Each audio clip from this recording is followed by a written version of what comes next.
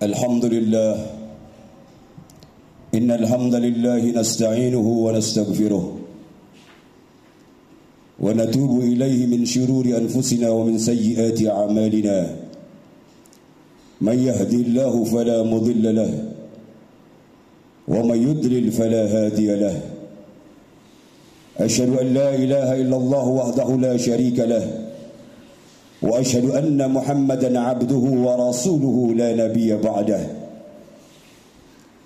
اللهم فصل وسلم وكرم وعظم على سيدنا وحبيبنا ومولانا محمد وعلى آله وأصحابه أجمعين أما بعد فيا أيها الناس عباد الله أوصيكم ونفسي وإياي بتقوى الله فقد فاز المتقون وحيث قال الله تعالى مذكرا بذلك يا أيها الذين آمنوا اتقوا الله حق تقاته ولا تموتن إلا وأنتم مسلمون معاشر المسلمين رحمكم الله.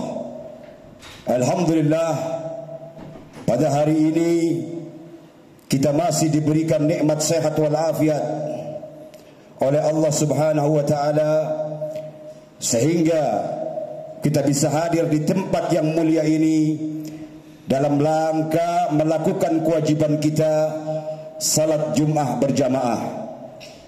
Kita mengharap kepada Allah Subhanahu wa taala mudah-mudahan amal, pekerjaan, perbuatan kita yang lalu, hari ini dan nanti diqabul, diterima oleh Allah Subhanahu wa taala.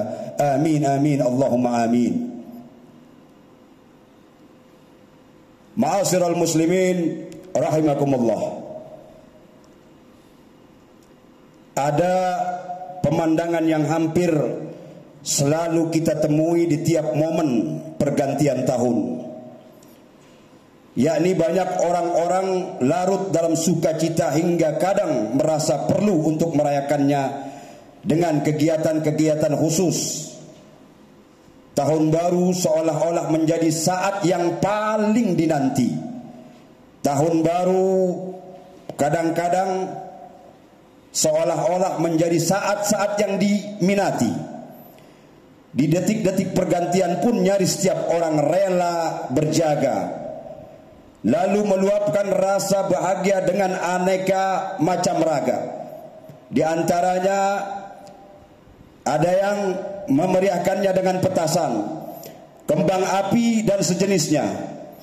Ketika saat-saat yang ditunggu itu tiba, bahagia terhadap momen-momen tertentu merupakan sesuatu yang sangat manusiawi. Merayakan pergantian tahun merupakan sesuatu yang sangat manusiawi.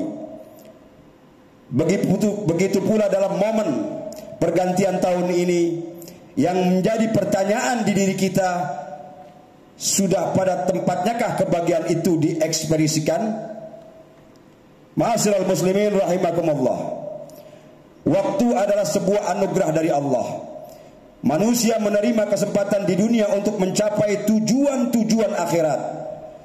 Sebagaimana Islam ajarkan bahwa kehidupan dunia adalah ladang yang mesti digarap, mesti kita persiapkan dengan serius untuk menghadapi akhirat, untuk masa panennya yang akan kita rasakan nanti di akhirat kelak. Karena itu sifat waktu dunia adalah sementara, sedangkan sifat di akhirat adalah kekal abadi. Islam mengutamakan kehidupan akhirat di atas kehidupan dunia. Dua kehidupan tersebut dikontraskan sebagai dua jenis waktu yang sejati dan tidak sejati. Al-Quran melukiskan kehidupan dunia dengan istilah tempat permainan belaka. Allah berfirman, "Wa ma hadhil hayatud dunya illa lahwu wa la'ib wa inna ad-daral akhirata lahyal hayawanu law kanu ya'lamun." Artinya, dan tiadalah kehidupan dunia ini melainkan senda gurau dan main-main. Dan sesungguhnya akhirat itulah yang sebenarnya kehidupan kalau mereka mengetahui. Surat Al-Ankabut ayat 64. Kalimat kehidupan ini merupakan senda gurau dan main-main, bukan berarti kita dianjurkan untuk berbuat seenaknya di dunia ini. Layaknya sebuah permainan. Redaksi tersebut dimaksudkan untuk menggambarkan bahwa kehidupan dunia ini tidak sejati, tidak kekal, dan penuh dengan tipu daya. Karena itu maknanya justru seseorang harus lebih banyak mencurahkan perhatian kepada kehidupan akhirat. Lantas apa yang harus kita lakukan agar kesempatan hidup di dunia berkualitas? Ma'asyiral muslimin rahimakumullah, Al-Quran telah menggarisbawahi bahwa tujuan diciptakannya manusia adalah untuk mengabdi secara total kepada Allah Subhanahu wa taala. Allah berfirman, "Wa ma khalaqtul jinna wal insa illa liya'budun."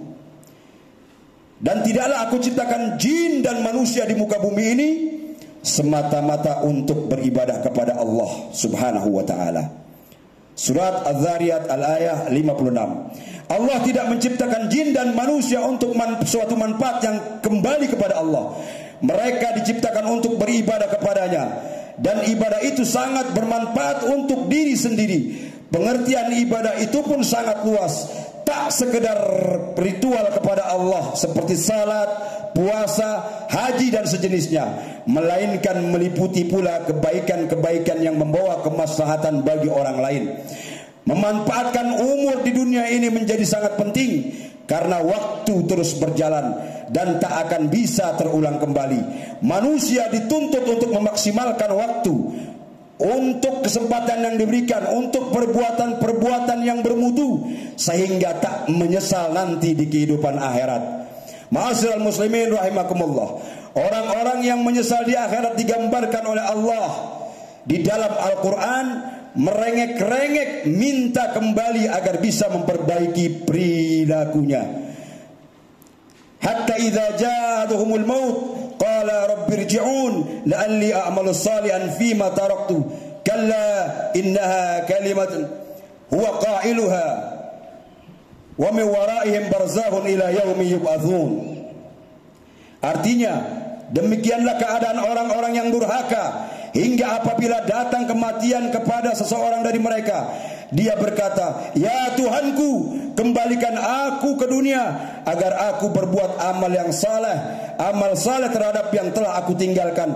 Sekali-kali tidak, sesungguhnya itu adalah perkataan yang diucapkan saya, dan di hadapan mereka ada dinding sampai hari mereka dibangkitkan.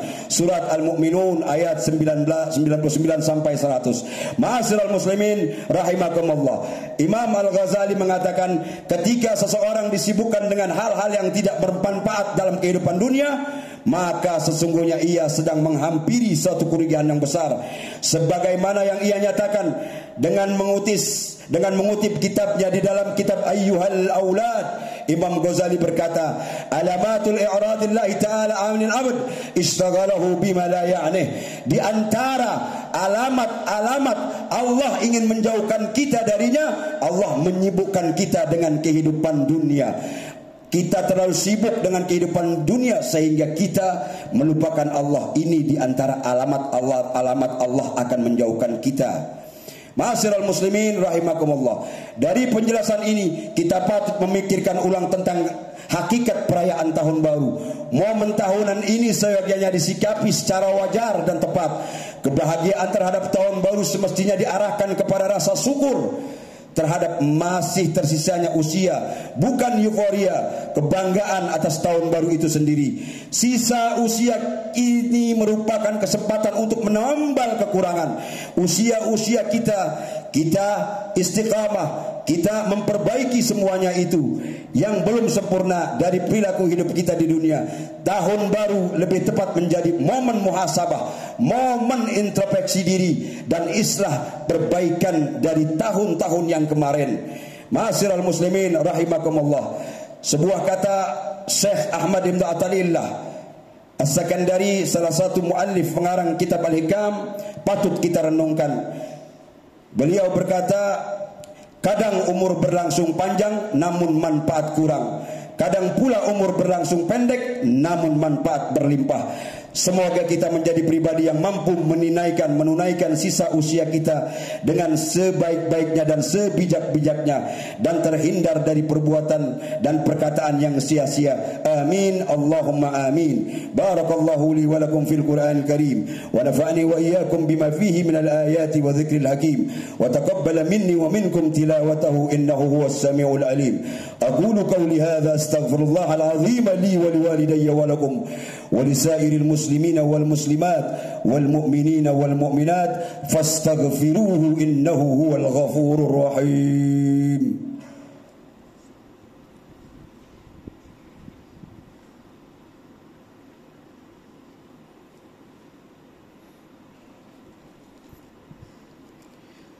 Alhamdulillah hadana li hadha wa ma kunna linahtadiya laula an hadana Allah. أشهد أن لا إله إلا الله وحده لا شريك له وأشهد أن محمدا عبده ورسوله لا نبي بعده. أما بعد فيا عباد الله أوصيكم ونفسي وإياي بتقوى الله فقد فاز المتقون. وحيث قال الله تعالى مذكرا بذلك يا أيها الذين آمنوا اتقوا الله حق تقاته ولا تموتن إلا وأنتم مسلمون. وقال تعالى في آية أخرى إن الله وملائكته يصلون على النبي يا أيها الذين آمنوا صلوا عليه وسلموا تسليما.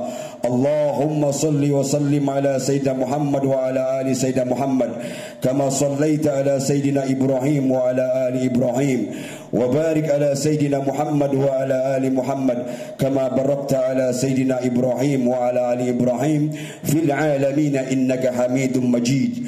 وارض الله على الخلفاء الراشدين أبي بكر وعمر وعثمان وعلي وعن بقية الصحابة والتابعين وتابع التابعين ومن تبعهم بإحسان إلى يوم الدين وأنا معهم وفيهم برحمتك يا أرحم الراحمين.